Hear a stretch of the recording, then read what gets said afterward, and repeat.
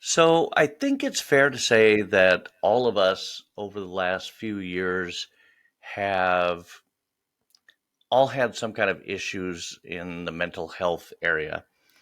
I know it's true for me. I think for most people, it's true that we have all dealt with mental health issues over the last few years, and sometimes it's that voice in your head that incessantly,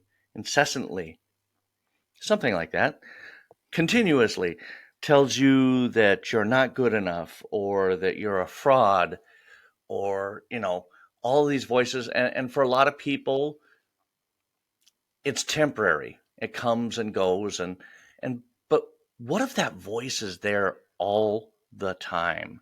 You can't shake it. You try CBT, which is not the same thing as CBD, cognitive behavior therapy. You try journaling, you try gratitude, and none of that works. I will say that my guest today has come up with a brilliant method to shake it. And it works for him, but I'm sure it would work for a lot of people. He is the author of a newly released book called The Kind Mind Method.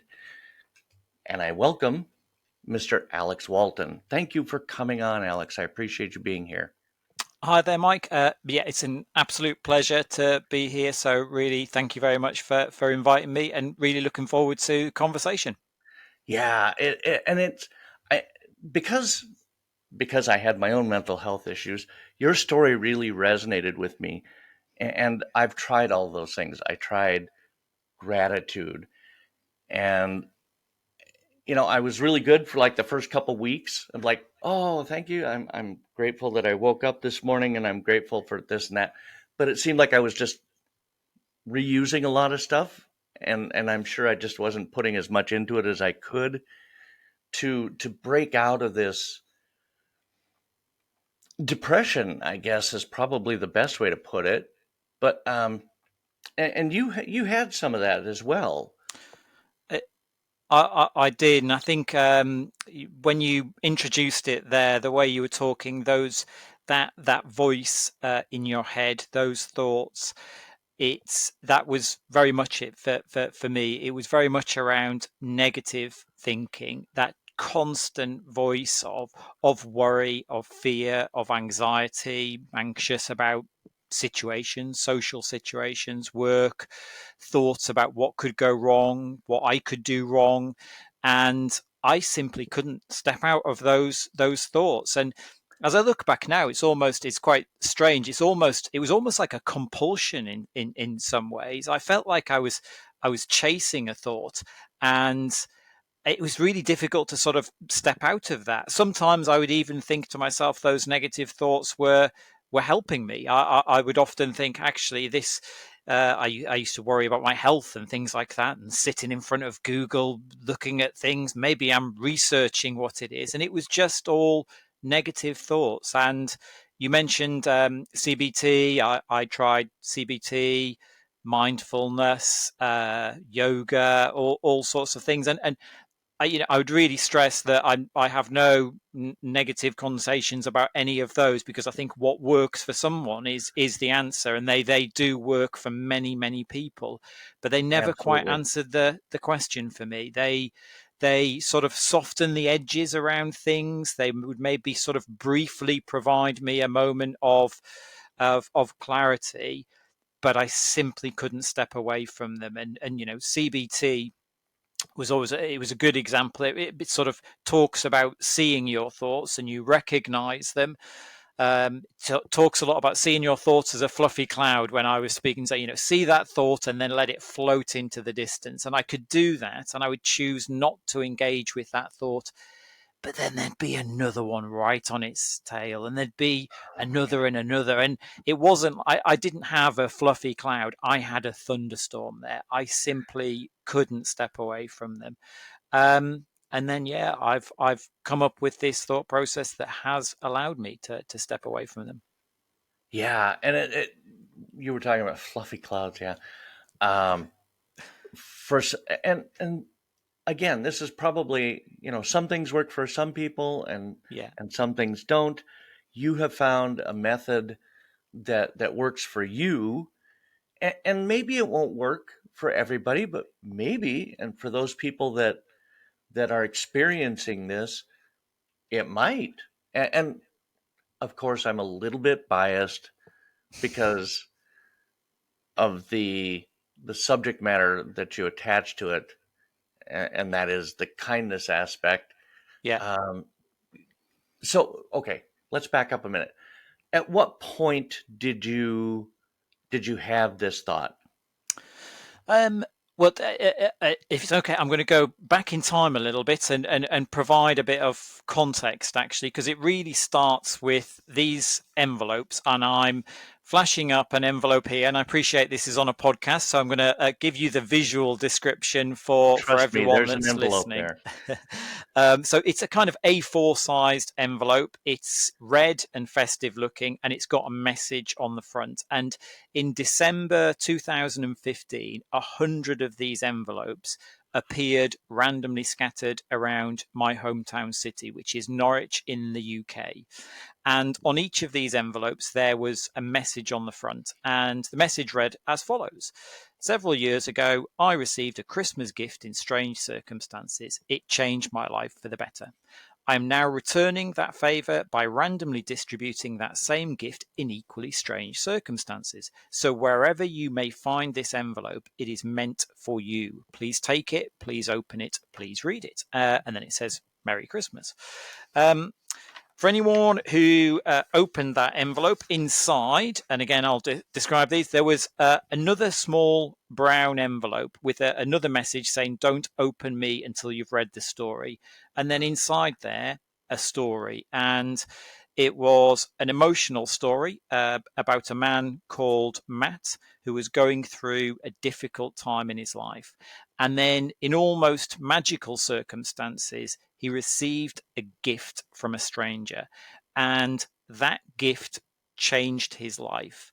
And he was now handing it over to you, the person who had the courage and curiosity to open his envelope. And that gift inside was the one inside of the little brown envelope. And that was, again, I'm flashing this up for the listeners, was the Star Tarot card. And the Star Tarot card is the symbol of hope. And there was a message on the back of it, which I'll briefly read out. So the Yeah. Star card represents hope. It suggests you have endured life's challenges and have been through a difficult time, but you are now open to change. Your ability to let go of damaging memories will be strengthened by contact with those closest to you. This card is saying to you that over the long term, you should have faith and trust in yourself. A better future is waiting for you, but in order to reach it, you must trust that it is indeed possible. Wow. And So powerful. this was my project. So I wrote the story. I printed out the story. I bought the envelopes. I bought the stickers. I stuck the stickers on the envelopes, and I randomly distributed 100 of them around the city of Norwich.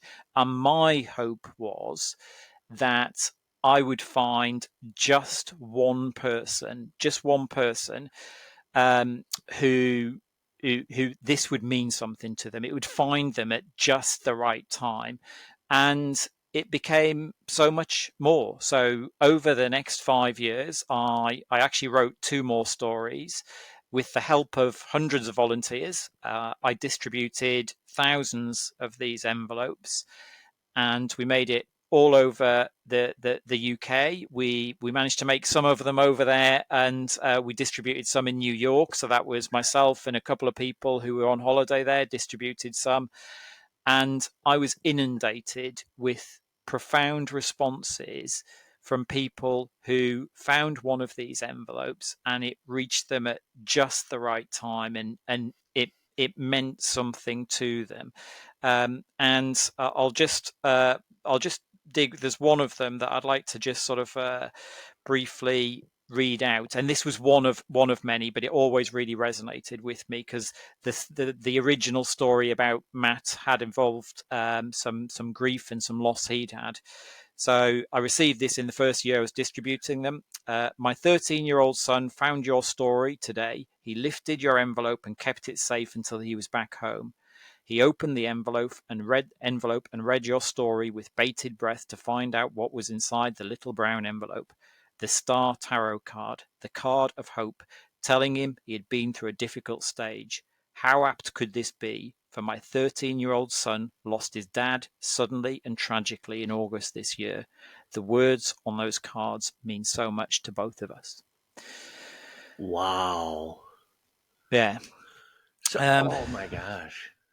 and all through this, I did this for 5 years. And in December 2019, um, I was distributing the envelopes, and what nobody knew, not my colleagues, not my friends, family, not even my wife, was that the stories I wrote were very much a reflection of my mental health, the struggles I was going through, the anxiety, the negative thinking, the subsequent depression that it caused. And I was keeping it all bottled in, but I felt these envelopes gave me a little window, a little glimmer of respite. So every December I did them. It was a very festive thing. It felt like there was something positive there. But after 5 years, I just it just felt like nothing was changing. That helped, but I maybe thought there'll be something else there. Is this going to help me? Is it going to change?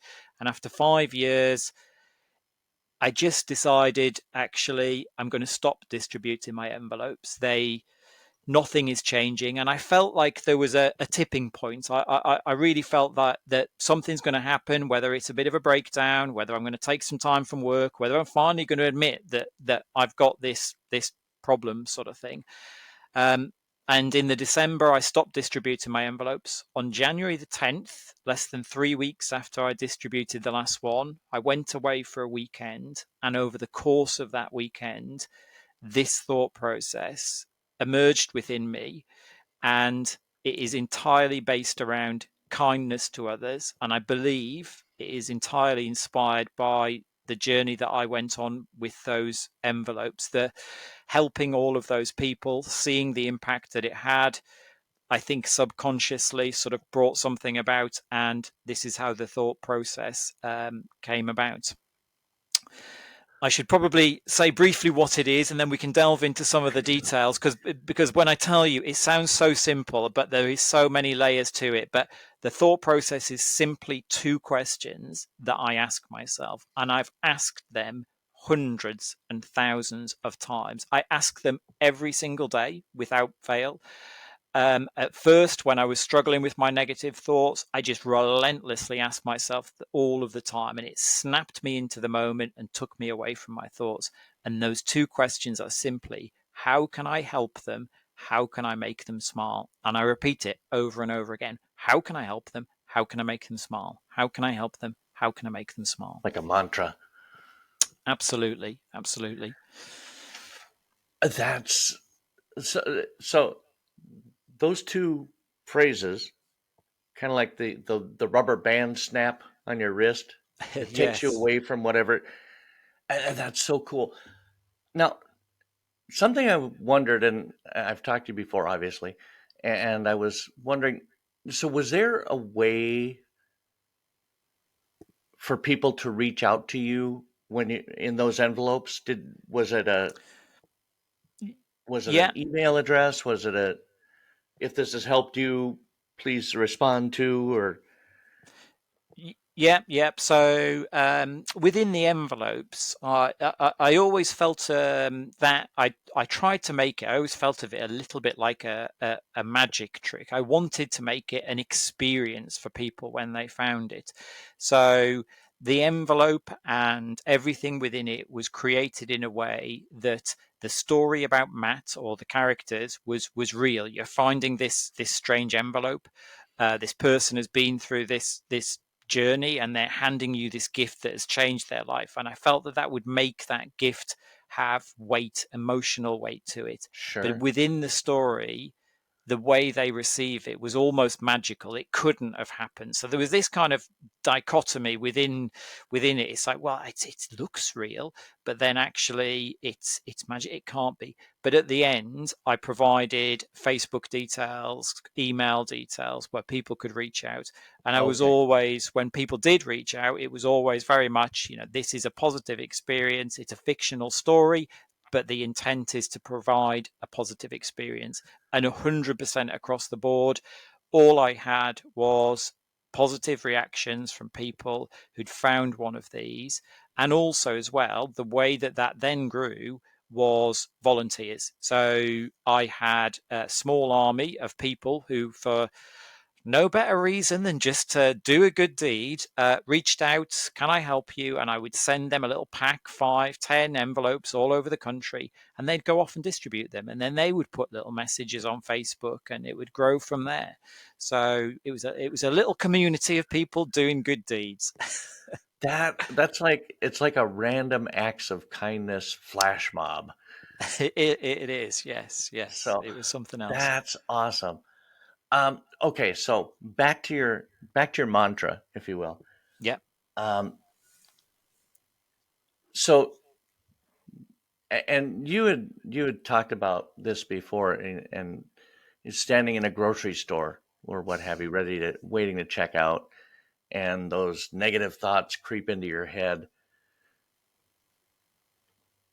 and you look around at all the people around you, and those two phrases, you just repeat them over and over and over again. I think, yeah, and that example, I think, because when I talk to a lot of people, so those questions, I'm sort of constantly asking them in my head, and it really does snap me into the moment. And there's so many different elements to it, but for that particular example, one of the first things that people say to me when I explain those questions is, well, it's so simple, but and almost the simplicity can be, well, how can that have such a transformative change? Because I literally walked into that weekend struggling and walked out of that weekend totally transformed, free of thought, forward thinking, in the moment. And I've never, ever in the 3 years since gone back to that state of mind by simply asking those questions. And I think that people look at that and the first impression is, well, you're simply asking those questions, and that's a good, nice thing to do. And there's often that thought that it's about being kind to others. And one of the things I always say to people is, actually, these questions, they are not about doing good deeds. They are not about Right. being kind to other people. And the example I've given is that one there, that I standing in a supermarket, and I'd often find I'm standing there. I've got 2 minutes as the queue winds its way down, and that would typically be a time where I would fill it with some negative thoughts. So I'd worry about something, maybe a work thing, something like that, anything. And now the difference is, I've got a bit of time there. I just ask those questions. How can I help them? How can I make them smile? And I can daydream about my family or my friends. Or quite often, what I'll do is I pull myself into the moment. How can I help them? How can I make them smile? And I'll look around at the people that are there. They might all be strangers, but there could be some way I could help them. There could be some way I could make someone smile. And let's say we get, I see the cashier there at the end of the line. I'll say, okay, I'll say something to that person. But it winds down. The queue takes a little bit longer. We get to the cashier, and I might decide, actually, do you know what? I'm not going to say anything. I'm not gonna ask if they're having a good day or anything like that. I'm in a bit of a rush. I'm going to go, and I walk out the door. Now, if we've linked the outcome of these questions to doing a good deed and being kind, if we're thinking, right, this is a really nice thing, it's about being kind to others, I would walk out that door and potentially think negative thoughts. I'd think, hang on a minute, I didn't say anything. I wasn't nice to that person. I haven't helped anyone, and I haven't made anyone smile. But if we Right. actually change the context of that a little bit, and if we think these questions have one purpose only, to stop me having negative thoughts, to pull me into the moment so I can see the world around me. And if I think of it that way, I walk out the door there and I'm jumping for joy. I've got two arms and yes, I've stood there for 2 minutes and not had negative thoughts. I've stood there for 2 minutes looking at the world around me and the people around me and being in the moment. And Yeah. all of that time, I was thinking about doing kind, positive, good thoughts. There was no negative thoughts there. That's not a failure. That is absolute No. success of that thought process.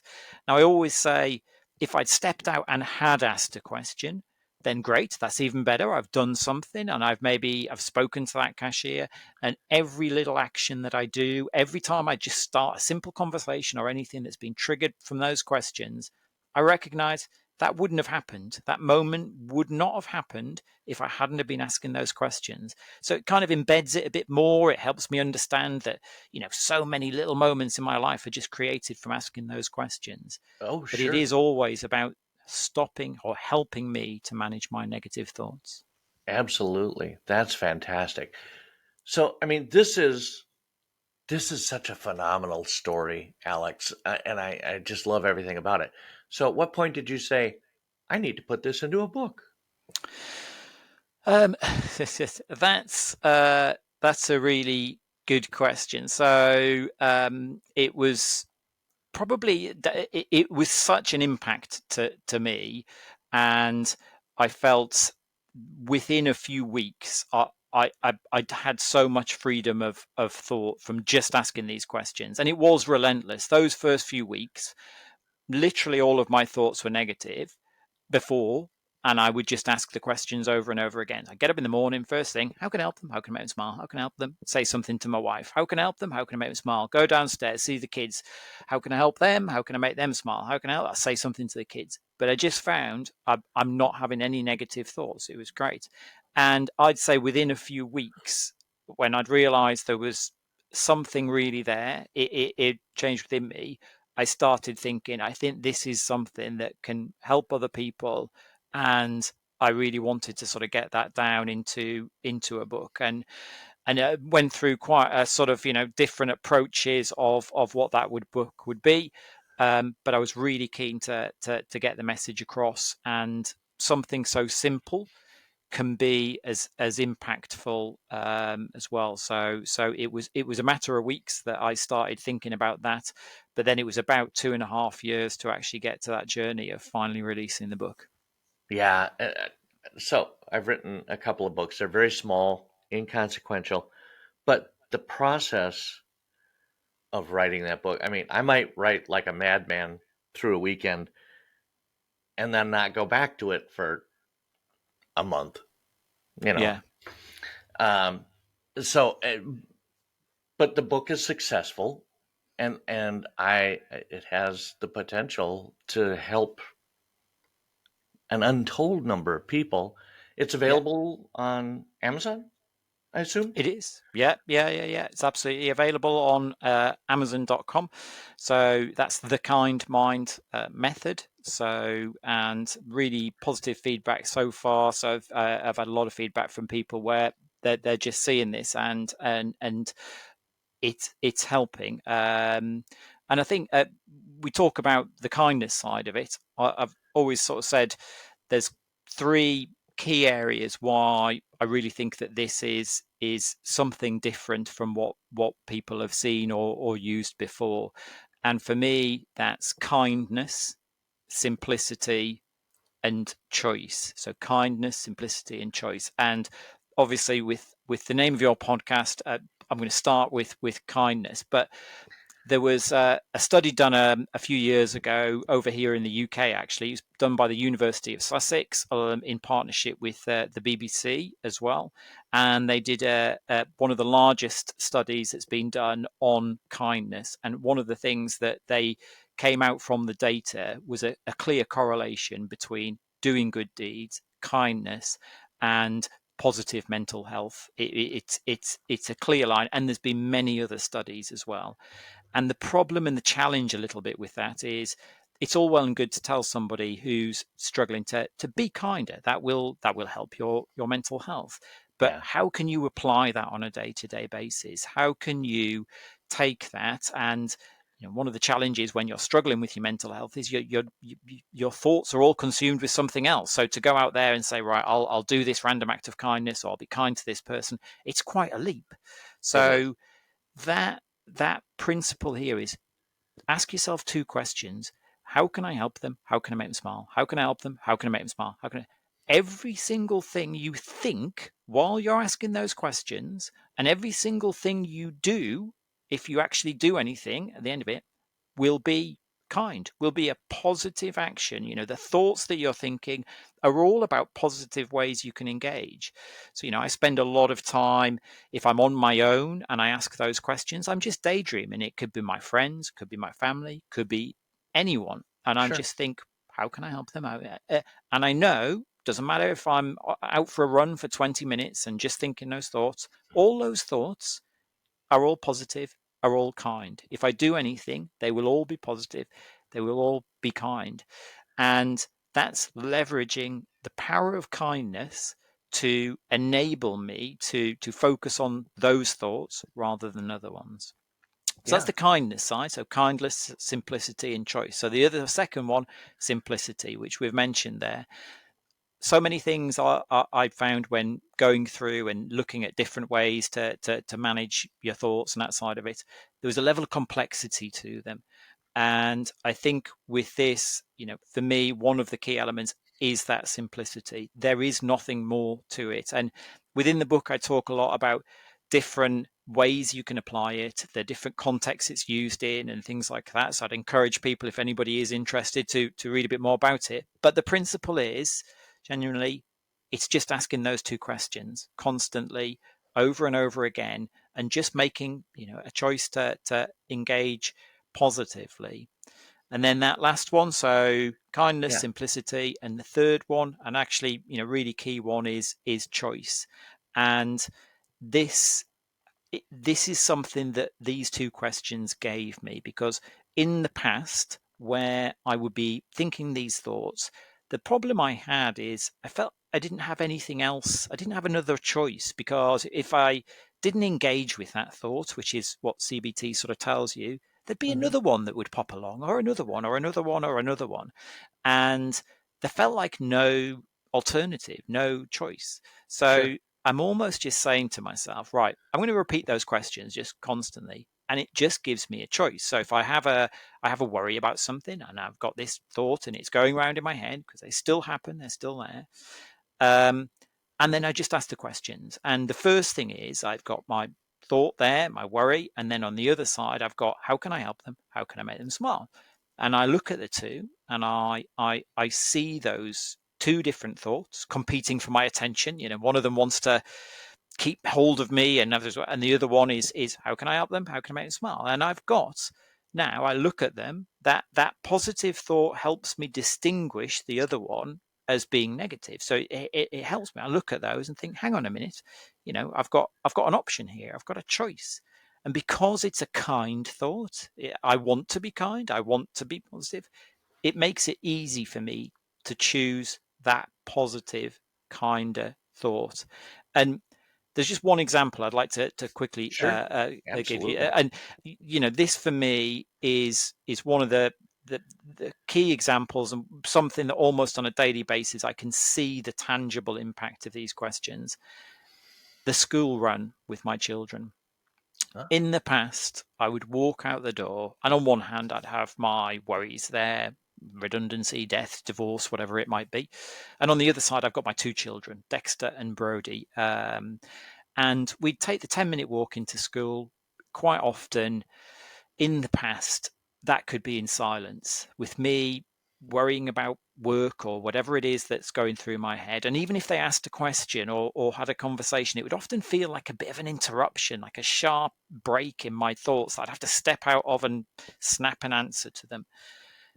And the difference now, every single day, I walk out the door and my worries might still be there on my left hand side, Hmm. and my children there. But I now ask my questions, and I walk out the door. How can I help them? How can I make them smile? How can I help them? How can I make them smile? On my one hand is my worries. On the other hand, how can I help them? Dexter. How can I make them smile? Brody. The two people I love more than anyone in the universe. Sure.